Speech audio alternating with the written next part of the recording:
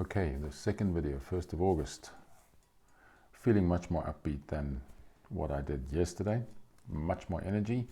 What I did immediately after I got the news, remember I shared with you yesterday that I got the news that my project is not going to get extended. So the typical situation that I'm wanting to better manage into the future so that my future is more secure. And that's what this whole journey is all about. So I immediately tapped back into the network, made a couple of phone calls, just literally started scrolling through my contacts list and connected with a whole number of people in the network that already started producing results. So remember, my goal right now is to just get onto the next project as soon as I possibly can, because that will not only pay for the bread and milk, but it will also buy me runway in order to consider all the other options.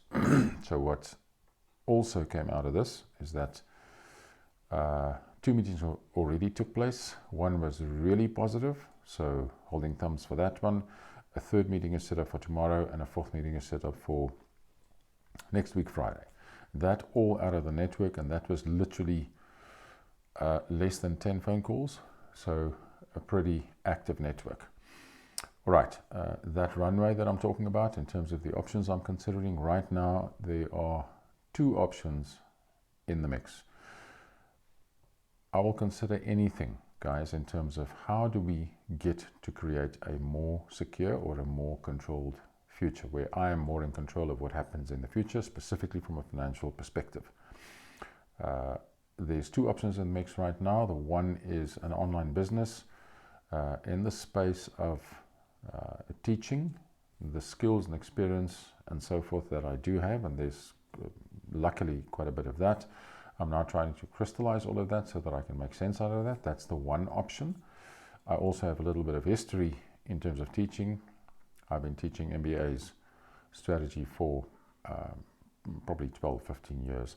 So I've got some background in teaching. That's one of the skills that I'm pulling in to develop some form of an option with. That's the one thing.